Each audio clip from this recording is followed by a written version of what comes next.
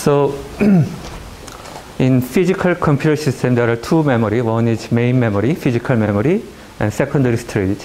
And to the programmer, there is another memory, which is called virtual memory.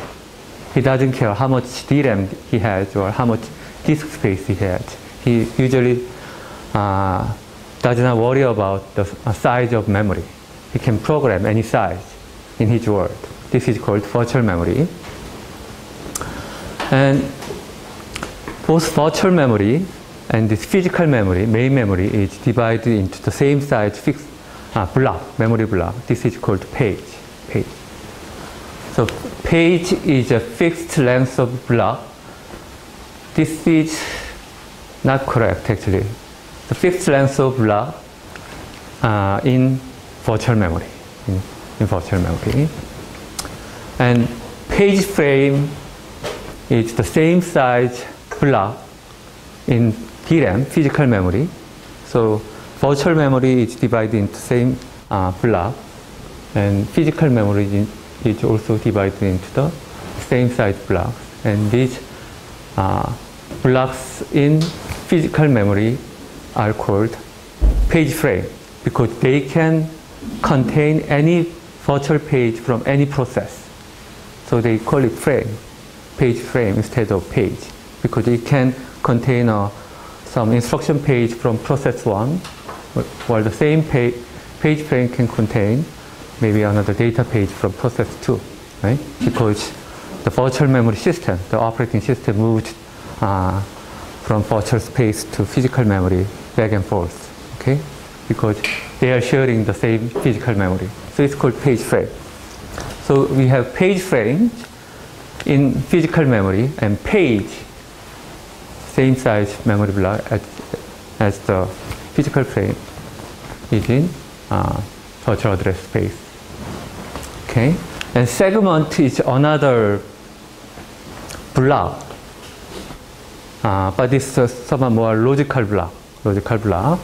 So it's a variable length block of data or instructions. So this is from the text. So sometimes the author does not use correct terminology. Resides in virtual address space, not in secondary memory. So this is something misleading. So you view this both page as segmental in virtual memory, not secondary memory. The example of segment can be text segment, which are instructions, code, or the heap, or that data segment, that's for global readable, writable data.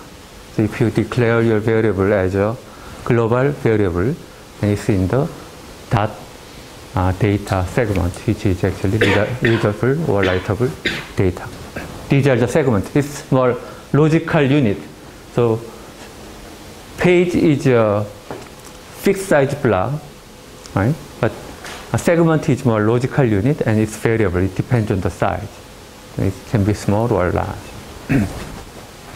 So memory management system should provide following function: relocation, protection, and sharing. So relocation means programmers typically do not know which other programs will be resident in main memory at the time of their program execution. So when their program is learned, they don't know what programs are running concurrently. So their programs can be located in anywhere in the physical memory. So the memory system should do the relocation. Relocation means it should move the program to different area in the physical memory. Okay? So active processes need to be set in and out of main memory to maximize processor utilization, which means we are sharing this physical memory. Many processors are sharing physical memory. Sometimes memory systems decide to swap out some process because it doesn't do anything, or it's waiting for I/O and it swap out and it moves to another process memory image. So the location of this image can be anywhere in this physical memory. That's the relocation. Okay? Protection means process needs to acquire some permission to reference memory locations. So to access some instructions or data, it should have some write permission. So it sometimes have read permission or write permission or execute permission. So each page has this attribute in the page table entry which is associated with each page to have some information about the page. So by looking at this page table information, they can determine whether this page is readable, writable, or executable. Okay. So, and also at runtime, the process, when they generate memory reference, they need to check whether they have right condition. So they are trying to write some memory location, okay, and they need to check whether it's valid, whether it can be writable. Sometimes that page might be read-only, then it's protection violation because read-only page is trying to write. That's not permitted. Okay, so that should be prohibited, and it can be easily maintained by memory management and with the help of CPU hardware. Okay, we'll discuss. Sharing means sometimes the same copy of instructions or data might be shared by multiple processes, and you don't want to replicate those images in the physical memory. That's the waste of memory. So sometimes you have only a single copy of some instructions that can be shared by multiple processes. These are the sharing.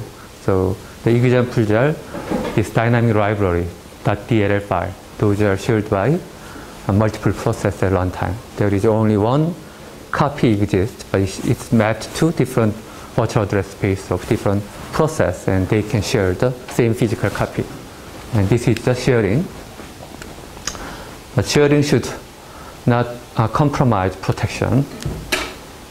So let's look at this image. So this is actually virtual address space. This is for Unix system using MIPS architecture. So these are the segment, logical unit. This can be variable size. Sometimes the code can be very small, or it depends, it can be very large. Okay, but it always starts at this address. That's the beginning of this instruction. And these two are actually instruction segment, code segment. So .ini segment is for initialization routines. So every process have the same common initialization routine. They set up some stack, initialize some this uninitialized global variables and so on. So they do the basic initialization, and then they start to run the user code. That's in the text segment. Okay, so these two are .init and .textual code segment, instruction segment, and this is read-only data. So total is called read-only segment, but these are actually segment. Each one of them are segment. Okay, and then you have .data and .bss. .data is global variables, and all the static variables are stored in the .data segment. .bss are global variables, but it's uninitialized global variable.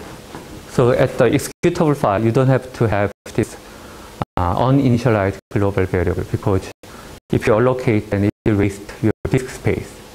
Okay. So when you run actual executable file, these are actually in the executable file, but these BSS files are created at load time. And you click, they allocate this BSS segment, they know the size, and they initialize it to 0, because it's uninitialized, they initialize default value of 0, and they create this BSS segment. Do you know the meaning? Can you follow? That's the difference between .data and .bss. .data means global variables. .bss means uninitialized global variable. Okay? .data are in the executable file, because the executable file, they have instructions. So they have this text segment, and they have all these global and static variables. This is permanent. Okay? So they have in the executable file. All these dynamic data, heap, text, these are created at runtime. These are static data. That data. Okay? That PSS is also static data. It's global variables, but it's uninitialized, which means you don't have to have, these are initialized variables, so you have to have this record of what value it contains. So that's why you store in the executable file. But uninitialized global variable means it's all zeros. You don't have to have executable file all zeros, right? You only need to have the size. Okay, you can create it at runtime because you can just initialize zeros. If you allocate it in the executable file, it's waste of space because the disk space will be wasted of all these zeros. So they just have this place mark, and then when you click the executable file, they create this PSS section, PSS segment, and initialize to zeros. Okay, that's the PSS segment, and then this heap and stacks are runtime dynamic data. This dynamic data means it's created at runtime. Okay, static data means it's created at compile time. That's why you have these data at the executable file. These are created at runtime. So heap means whenever you call malloc or free, you dynamically allocate or dynamically deallocate. You can control allocation and deallocation by the user, so you can more efficiently utilize your memory. You don't have to have space permanently in the memory, okay? Because you can deallocate. That's called heap, okay? And stack means whenever you do a function call, you create a stack frame, and stack frame contains all these function local variable because you only need to access these local variable whenever you execute these functions. When you return from the function, you can deallocate. So you can create dynamically and pop during function call and return, right? So these are called stack. These are dynamic data created at runtime. This is for sharing. So printf, scanf, those are used by multiple process, and you don't have to replicate this copy in the physical memory or in the disk space. So they are loaded into main memory, physical memory, just one time. And single copy of the printf is mapped to this virtual address space of different process. Okay, they are mapped to, these are the region these shared libraries are mapped to. Okay. Okay. So main memory, physical memory is a linear array of bytes. Linear array of bytes. Virtual memory is also a linear array of bytes. So address is a byte address starting at 0, and if the address is 32-bit, the maximum address should be 2 to the power of 32 minus 1. Okay? That means physical memory 32-bit means you can address up to 4 gigabyte DRAM. Right? If you want to install more than 4 gigabyte, if your processor CPU supports only 32-bit physical address, they can install up to 4 gigabyte. That's the maximum. So if you want more memory, then you need to have other system using maybe 64-bit processors. They use a much bigger physical or virtual address. Okay, so the size of physical address determines the size of DRAMs. The size of virtual address determines size of program, because that's the program size, the process image, that's the virtual address space. So if the virtual address is 32-bit, that means your program can be as large as 4 gigabyte.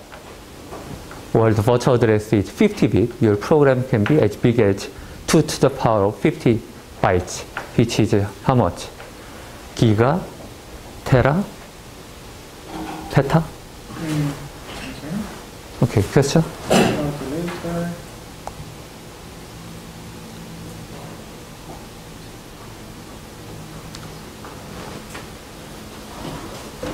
You have a question? Or okay.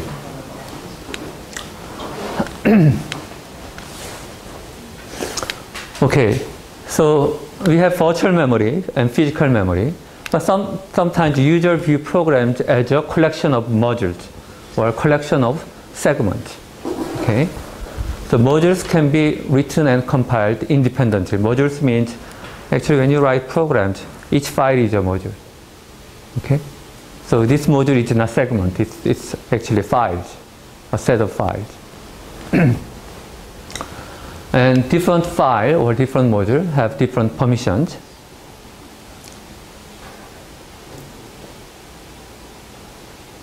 So this is somewhat abstract. So users view programs as a collection of files or collection of segments. Files and segments are different. Usually, whenever you call a module means a file.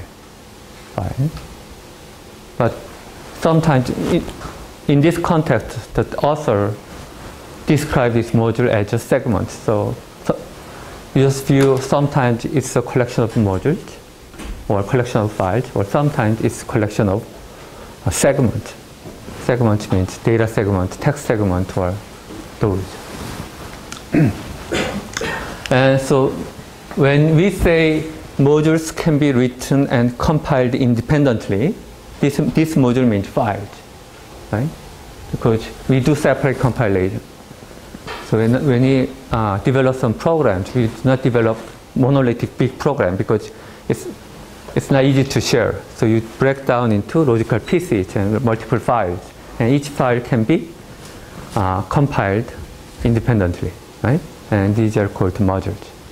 Okay, so we might have A.O, B.O, C.O, D.O, main.O, and some library files.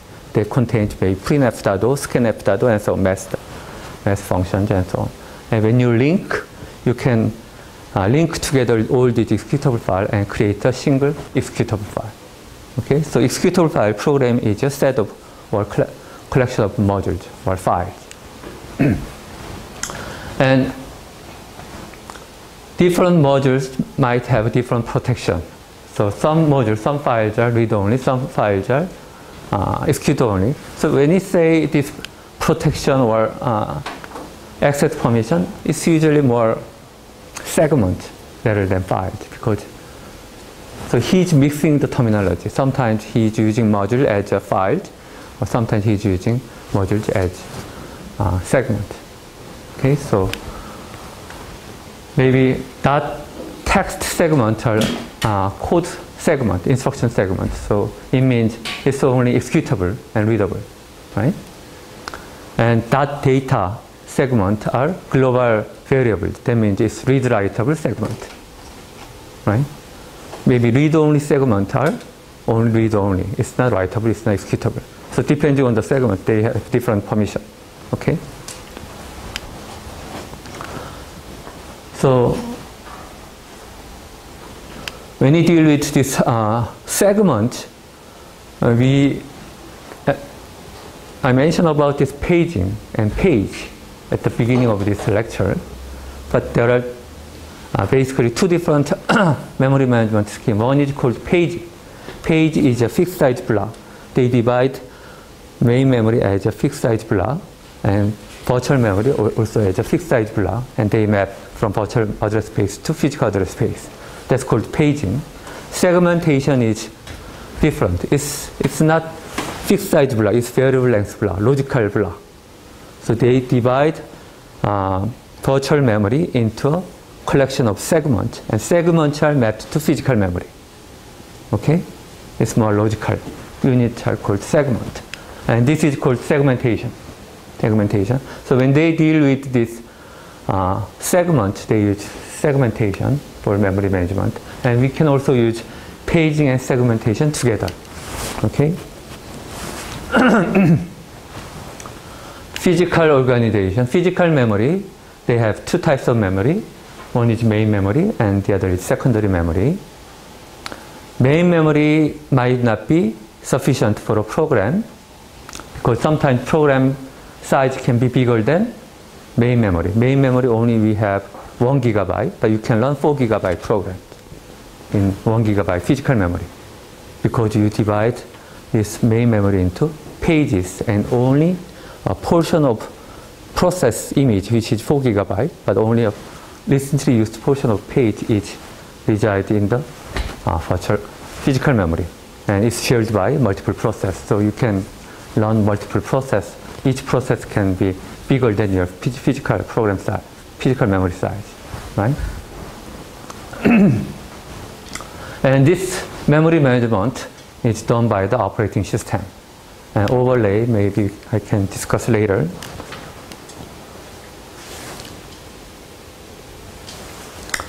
So in operating system, we can use paging, we can use segmentation, sometimes we use overlaying, and eventually we use virtual memory. So most of your computer you are using, PCs, servers, notebooks, smartphones, and iPad, Galaxy Tab, whatever, those all use virtual memory. Virtual memory usually use technique of paging and sometimes use segmentation. Okay, and this partitioning are some old technique, old memory management technique. So before we learn virtual memory, let's review some old techniques first. These are the basics. So memory partitioning is used in all the operating system. Nowadays, all computer systems use virtual memory. It's based on the paging and segmentation. Memory partitioning, there are two types of partitioning. One is called fixed partitioning, the other is called dynamic partitioning. Fixed partitioning, there are two types of partitions. One is called equal size partition, the other is called unequal size or variable size partition. Okay. Equal size partition means memory is partitioned into the same size partition. Okay? And any process which can be fed into the partition can be loaded into any available partition because all the partitions are the same size. The process can be loaded into any of these partitions. Okay? And if all partitions are full, if in the memory all the partitions are used, then you have to replace or you have to evict one process out of partition. And you have to swap out a process because you have to load a new process. And the problem of equal size partition is you have internal fragmentation because you have allocated fixed size partition, but the process image might be much smaller than the partition. But because the partition size is fixed, there are some unused portion. This is called internal fragmentation. Okay? Sometimes program might be bigger than a partition. Then what you can do? What you can do? Okay. Bonus question. First come, first serve. So you have this physical memory. Memory is divided into fixed size partition. You can view them as page. Right? Page is also a sort of partition. But if the process image can be bigger than partition, then it cannot be loaded, right? In the fixed size partitioning. So what should you do? Overlay something else, like write it on one partition and keep on writing onto another one? You use multiple partition.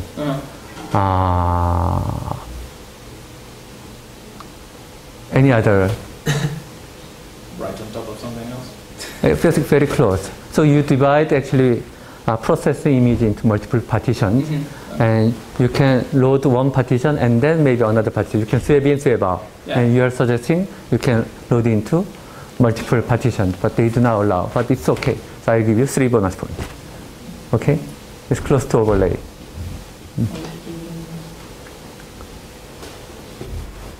Okay? Anyway, send me email also to the PH so that I don't have to forward. Okay? Okay. Yeah, sorry about that. That's okay. Unequal size partition means variable partition. So program can be, the entire program can be a single partition. You can load the entire program into the memory. So,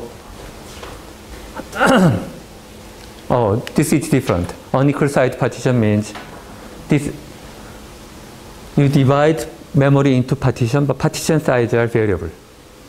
It's not same as the one I explained before. That's actually segmentation. This is unequal. That's dynamic partition. This is unequal size partition. So large partition can accommodate program without overlay, which means if you have big partition, big enough to load big programs, you don't have to use overlays. But small partitions still have some internal fragmentation. That's the issue. So these are the example. This is equal size partition. So you divide memory into 8 megabyte blocks. And programs are loaded into any of these partitions. Okay? These are unequal size partitions. Some partitions are 2 megabyte. Some of them are 16 megabyte. Depending on the size of program, you can load into different partitions. Okay? It's very basic memory management. This fixed partitioning means memory is divided into partition, fixed size partition from the beginning. Okay, from the beginning. So it's statically partition physical memory, and number of partitions are fixed also. So your partition size are fixed, and the number of these partitions are fixed because you allocate this partition at the beginning of your memory operating system. So it actually limits the number of active process because there is only a fixed number of partition. You can only accommodate this number of process. Okay? So that's the one issue. And the other issue is you have the internal fragmentation because the partition size is fixed.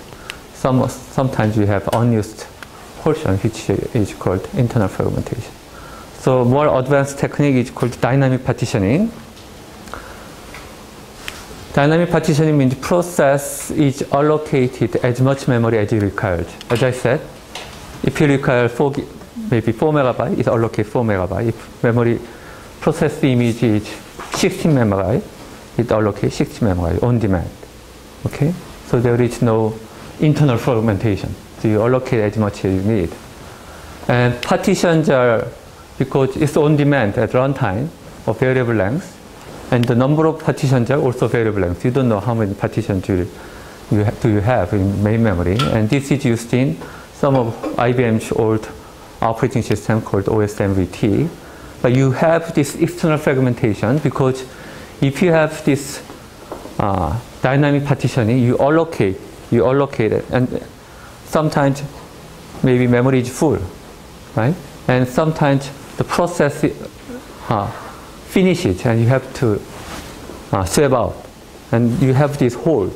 In this hold you can also allocate new process image, but as time goes by you have these small holes between this segment, between these partitions, and these holes are called external fragmentation because this is outside of partition. Okay, so it has this external fragmentation problems, and eventually memory utilization declines. Okay, so external fragmentation, how can you solve? First come, first serve.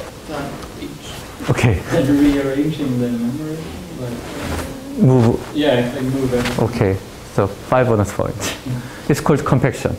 Okay, any operating system, including Java, they do this garbage collection and compaction. Those are a little different, but it's similar. So you have to move and make this separated partition, and you can make it a single contiguous partition, and you can leave big holes, and then you can accommodate new process. And these are called partition. And the process of doing this is called sometimes garbage collection, or they do the compaction. Okay. Okay, here is compaction. Technique to overcome external fragmentation. OS shift process so that they are contiguous, and it wastes CPU time. This is an example of dynamic partitioning. So you have this empty space of about 56 megabytes. You allocate process 1, allocate process 2, allocate process 3, and process 2 is swept out. And you allocate process 4 can fit into this hole, right? You allocate, process 1 is swept out, and then process 2 comes back, it's swept in, and then you allocate. And these are the process, and these are the holes. Okay? And what kind of placement algorithm you can use? It means you have multiple holes. And sometimes you have a new process image, and you want to place it into these holes. And what hole will select. This is called placement policy. And there are basically three types of policy. One is called first fit, next fit, and best fit. What you are thinking? Okay. First fit means search the list from the beginning. Choose the first free block that fits. Okay. So starting from the address 0, you always search the first hole that can fit the current image, and then it can fit into it can load into that hole. It takes linear time in total number of blocks because in the worst case, it have to search entire list. It tends to remain large free blocks at the end because it always starts from the beginning. Maybe at the end you have some big holes at the end, and it leaves small free blocks at the beginning. Okay. Next fit is similar to first fit, but it's a little different. Instead of searching from the beginning, it searches from the previous endpoint. Okay, and then it goes around like circular cube. Okay, then it runs faster than the first fit because if you start from the beginning, you always have these small free blocks, so you have to go to the end. But you can go around, and you can always find the free block faster. So it runs faster, but the problem is it gives worse memory utilization than the first bit because it goes around, it's utilizing all the memory, so you leave these small holes all around this main memory. Okay, so memory utilization is lower. Best fit is as you imagine, right? You find the hole that fits this image perfectly. Okay, closest to size. This keeps fragments small, and it usually gives better memory utilization than the other two. But it will typically run slower because you need to search entire list. Okay? So this is order of n in terms of algorithm complexity. This is order of n. How about this? This is order of what? First come, first serve. You have to search the list, right? So list means the hold. Any idea? Best fit. N powered by n. No way. N powered by n. What was the question again? Algorithm complexity. Do you know algorithm complexity? Order of big O of n, big O of 2n, and so on. You don't know? N square. Should I know this? Yeah, that's the basic of computer science. So this is algorithmic complexity. So did you learn algorithm in your undergraduate course? Data structure or algorithm? Nope. You have to. That's the basic course. That's great. If you are in computer science or if you are in software, without data structure, without algorithms, you have no basics. That's the basics. Okay? N powered n to power 2. No. Oh, I know this. Just n. Yeah, that's right. We have 5 bonus points. Yeah, it's finding the best fit. So you can search the one list and then that's it. But it usually always goes to the worst case, but this is average case. They might do maybe in half, right? Okay, that's the only difference. So this complexity is also order of n. You remember algorithm complexity a little bit? Yeah. You cannot recall. Okay, I see. Okay, let's look at this example. So you have these memory allocated. These are the holes. And this is last allocate block. So it doesn't show this color clearly. So anyway, this 8 megabyte, 12 megabyte, these are the holes. And if you want to allocate 16 megabyte block, if you use first fit, it always starts from the beginning. That can fit a hole that can fit 16 megabyte is this one, right? 22 megabyte. So first fit, they select this hole. Next fit, they start, since they search from here, next bit they allocate, what is this? Maybe this one. Because it's 16 megabyte, they allocate into this hold. Because it's 36 megabyte, which is bigger than 16 megabyte. If you use best fit, then it will give you this, which is quite close to 16 megabyte. Okay? Very simple example. Okay?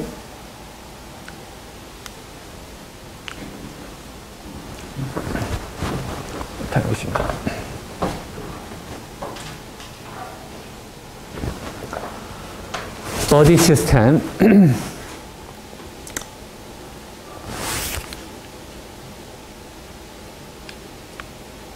In body systems, memory blocks are available of size 2K, and K is less than or equal to L, or less than or equal to U, or greater than or equal to L.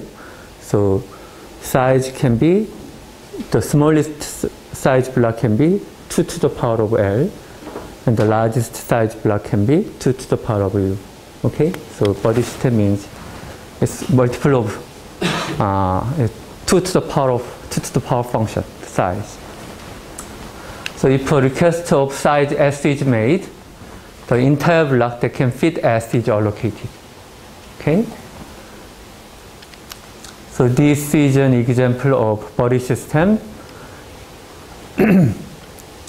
You have 128K and 256K and 512K. So this is 2 to the power of 7, 2 to the power of 8, 2 to the power of 9. Right?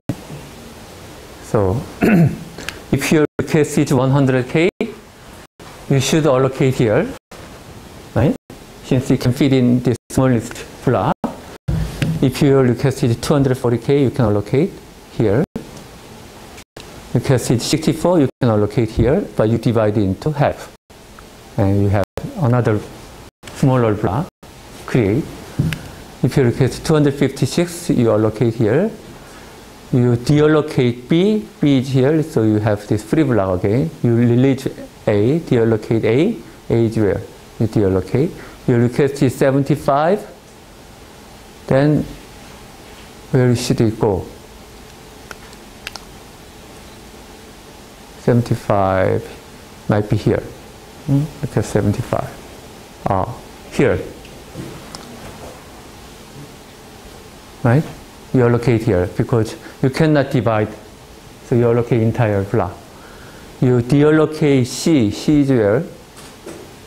C is here. So you deallocate this and you combine these two body, these two blocks into a bigger block.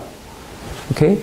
You release E, and then you combine, you make it bigger. You release D, and you make it bigger. Okay? This is called body system. Okay? The body system maintains a list of holes. It may split the hole in half to create two bodies of half size. Or it may coalesce two holes into a single block of double size. Okay? And this is called body system. And it can be represented by a tree. Okay? Right. Let's talk about address. So it has, in the textbook it says three address: logical address, physical address, and virtual address. So logical address, relative address, physical address. You don't have to know. Confusing. Hardware support. Let's talk about, move to this. We'll discuss all the details later. Paging. Paging means partition memory into equal fixed size blocks. So as we discussed. So virtual memory is divided into the pages, and physical memory is divided into physical page frames. Page table contains the mapping between page and frames. So you have this virtual memory and you have this physical memory. From the virtual address space, each of these pages can be loaded into this physical frame. And you have to maintain this mapping because whenever you look up this page, you have to know my virtual address is in which physical page. So to do that, you need to have this mapping between virtual address to physical address. Because they are the same size, the offset within the page are the same. Okay, that's called page offset. So actually virtual address and physical address is divided into virtual page number and page offset, and physical page number and page offset. And offsets are the same because that's relative address in the page. So what you need to maintain at the page table is this virtual page number and physical page number. This virtual page is allocated into this physical page. That's the mapping information. Okay? And this is contained in page table entry. So page table entry is maintained by all the process it contains here. So it has virtual page 0, virtual page 1, virtual page 2, and so on. If your address is 32-bit, if your page size is 4, let's say kilobyte, how many pages do you have in your virtual address space? Your virtual address space is 2 to the power of 32. Your page size is 2 to the power of 20, which means your virtual page can be as large as 2 to the power of 20 minus 1. Okay? These are the page number. This is called VPN. And physical page number or physical page frame number is here. So physical memory is also divided into, if you are using, let's say you are using 20-bit physical address. That means your memory can be as big as 1 megabyte, right? So this is 20-bit physical address. This is 32-bit virtual address. Then virtual address is divided into 20-bit virtual page number and 12-bit page offset, right? And 20-bit, and also the page size should be the same. Page size is 2 to the power of 12. So how many bits are allocated for physical page number? Page offset should be the same, which is 12. So remaining bits are how many? 8. 20 minus 12, 8. Okay. So physical page number can be 2 to the power of 8 minus 1. Right? So here you have physical page number. This process, virtual page maybe 1000, virtual page 2 is mapped to physical page frame 7. Then you record 7. Okay? Your virtual address 1000, virtual page number 1000 is mapped to physical page frame maybe 100. So you have 100, 1000. Right? So physical address is like this.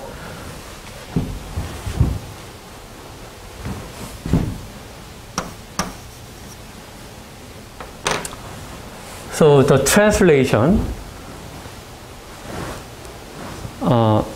processor, CPU use two address. One is virtual address, the other is physical address. In the pipeline, or to the programmer, to the CPU or to the programmer, they are same as programmer. They use virtual address. You are on the stack top. What is your name? I forgot. Locus. You are from Spain or Portugal? No? Argentina. Argentina. Is it in Argentina, Gangnam Style popular in Argentina? It's popular everywhere nowadays. Everywhere? Okay. So, in the processor, you have two addresses. Remember, programmer and processor pipeline, they all use virtual address. So pipeline means in the CPU, they fetch program instructions and they decode, and then they execute the instructions and they store the result, right? So during this instruction processing, they generate instruction address to fetch instruction they generate data address to fetch data. And these instruction address and data addresses are all virtual address. Same as program. Okay? But before they access cache or physical memory, they need to translate into physical address. This is called address translation. Because physical memory, they use physical address. Programmer or processor use virtual address. In between, they have to translate. Okay, address translation. To do the address translation, they have to look up this page table. What they do is, by looking up this page table, they need to translate this virtual page number into physical page number, right? And then they replace this virtual address by physical address. Then they can generate the actual physical address. Okay, that's the translation. But this requires to look up page table, which is maintained by the operating system, right? Page table might be quite big. It might be in the disk space. So to accelerate this translation process, they require some hardware support. So they use memory management unit or TLB, translation loop aside buffer, which is a cache of this page table. So without looking up page table, they can look up this TLB and they can do the translation in less than one cycle. Let's look at this process and frames. We have these main memory. You have these 15 empty frames.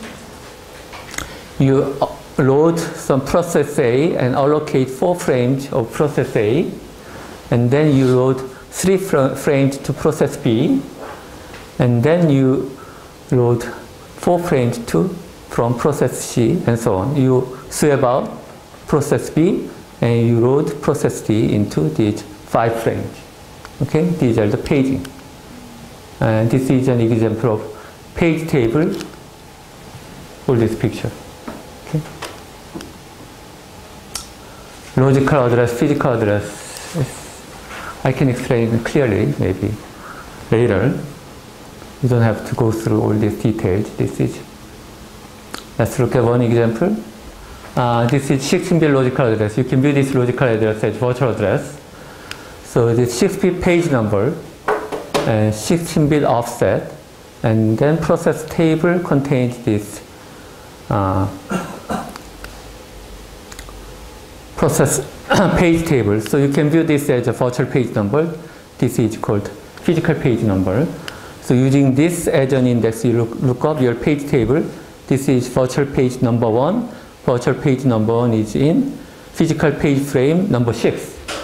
Okay, so page offset should be the same because the offset is relative position in the same size page, and you only need to replace this virtual page number with this physical page number. Then you generate this physical address. Okay, it's easy.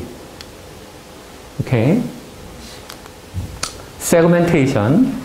Segmentation is constructing memory logical segment. It's a collection of segments instead of physical fixed size blocks. A program is divided into variable length segments. The address consists of segment number and offset, similar to paging. There is no internal fragmentation because it's the same as dynamic partition. You allocate as much space as you need, right? But you have external fragmentation and you need some compaction, okay? And for segmentation, let's say this is segment number, this is segment size is 12-bit. And in the segment table, you have segment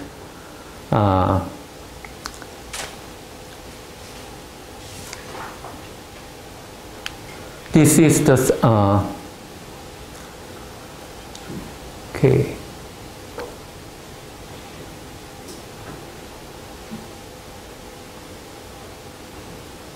So this is actually the base of the segment, which means segment starting address.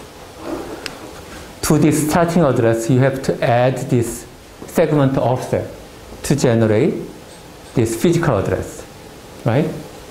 And then this size means if your address, it's checking the boundary. If your this is the segment size, so the address should be not exceed the size of the segment. Okay? That's the segmentation. So segmentation means base is same as segment address, segment number, but because segment size is variable, segment address, segment address should be full 16-bit address, right? Because segment size are all different. Okay, so this segment base is the starting address of the segment, which is 001 00001 00000. Okay, same as this one. That's the beginning of segment. And then you have to add this offset to generate physical address. 알겠지? Yeah. Okay. And then this length is boundary checking. Your address should be, so after you add this offset to the base, there should be less than this length. Right? It's just the boundary checking. So here it's not showing the boundary checking, but you are using only the base. Okay? So you don't translate just the segment number, you have to translate entire address, because segment size can be variable, segment base address, and then you have to add the offset to generate physical address. Okay, this is the homework. 6, 1 week from now. Okay, looks like you are still in the exam, so let's stop here and focus on your exam. Okay, let's come back on Thursday. Thursday. See you on Thursday. Okay.